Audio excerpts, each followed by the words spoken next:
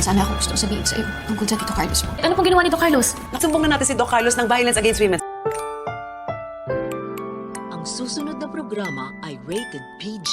Ito ay nangangailangan ng patnubay at gabay ng magulang para sa mga batang manonood.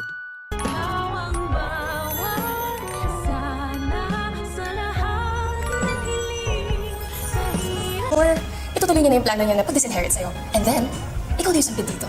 Himala, mas matapang na nga ngayon si Lynette at desidido na yata siyang magsabi ng totoo sa kanyang anak na si Annalyn ng kanyang tunay na sinapit dito kay Carlos. Matapos nga ang announcement ni Annalyn sa kanyang ina ng kanyang good news na kasama siya sa mga listahan ng pupunta sa Japan, ay dito na emosyonal at mangyak-ngyak na sasabihin ni Lynette sa kanyang anak na meron daw siyang ipagtatapat tungkol sa kanyang Tito Carlos. Pero mapapansin naman natin na papalapit ng papalapit si Doc Carlos sa kanilang dalawa, kaya naman magawa pa nga kaya ni Lynette na maipagtapat sa kanyang anak ang tunay niyang sitwasyon. Sa kabilang banda, malakas talaga ang kutob ni Diyosa na si Carlos ang may kagagawan ng pasa sa braso nitong si Lynette. Kaya naman yayayain ni Diyosa si Lola Susan na pumunta na ng women's desk upang ireklamo si Doc Carlos ng physical injury. Pero pumayag naman kaya si Lola Susan na samahan si Diyosa na tumawag sa mga pulis? Yan ang dapat nating abangan. Samantala, sa kabilang banda, matapos nga ang ilang araw na pagbabakasyon nila Zoe at Moira, ay tuluyan na nga silang magbabalik ng Apex upang mag-report. At madadatnan pa nga ni Moira si Giselle nakausap ang investigador dahil may update na nga ang mga pulis sa sasakyan na ginamit ni Moira sa hideout. Kaya naman agad makikisabat si Moira sa kanilang dalawa upang maputol ang kanilang usapan. Samantala, si Justin naman ay makakatapat itong si Zoe at ipamumukha nito sa kanyang hilaw na pinsan na ang balak nga ni Lolo Pepe na pagtanggal sa kanya sa listahan ng mga tagapagmana nito. At ihanda na daw ni Zoe ang kanyang sarili dahil malapit na daw siyang maging sampid sa Apex. Kaya naman ako isa ka rin sa mga umaasang sana ituloy ni Diyosa ang pagsusumbong sa mga pulis sa ginawa ni Carlos kay Lynette. Ay pakilike ang video na ito and don't forget to subscribe.